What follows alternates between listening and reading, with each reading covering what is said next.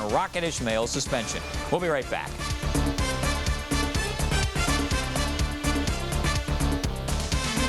Finally put at the end of the run-on sentence about this whole Rocket Ismail controversy. If not a period, then at least a semicolon, we can hope. It all started last Sunday in the Argos game against the Calgary Stampeders, and it was hopefully an end to all of this afternoon when Commissioner Larry Smith announced that his decision on how much fuel the whole thing would drain from the Rockets' pocket.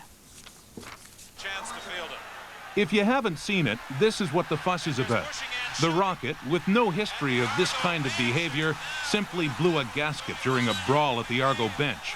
He tried to stomp on the head of Calgary's Andy McVey, tried later to kick him, then threw a swing at official Bill Harcourt as he tried to step in. The punishment for the crime was announced today in Vancouver. Basically, this is the deal. $1,000 fine, 1-game suspension, or you make the choice.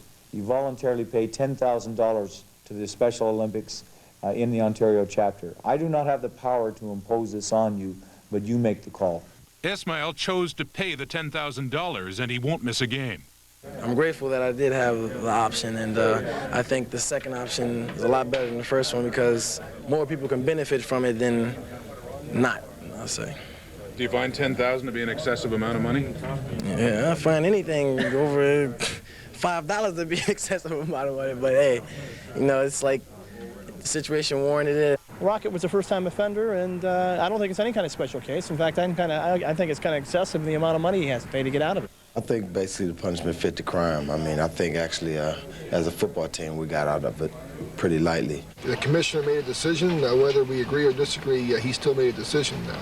From our perspective, we had hoped that it would be a little more severe. It's a tough decision for the commissioner, and it's really not my job to decide on if it was worthy fine or not. It's really hard to say. He wasn't suspended, but he's going to have to pay for it out of his pocket. In CFL history, only 2 players have been suspended for on-field roughness. Saskatchewan's James Curry in 1987 and Ottawa's Bruce Holmes in 1990. Larry Smith points out those 2 had histories of being troublemakers, something Ismail is not. But it's hard not to think Ismail did get special treatment in this case. He's been a special player ever since he came to the CFL. He's the reason the league has a marquee player rule.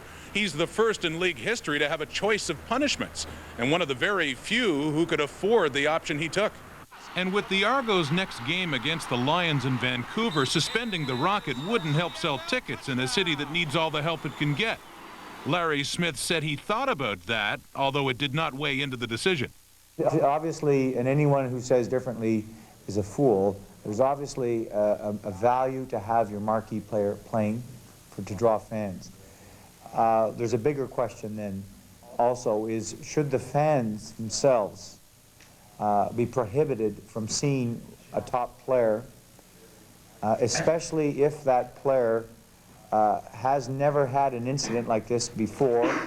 I know people get tired of going to games and watching hockey matches break out, so I want to reiterate the fact that I apologize and that it was something that is not normally of my nature, and please don't take it lightly that I apologize.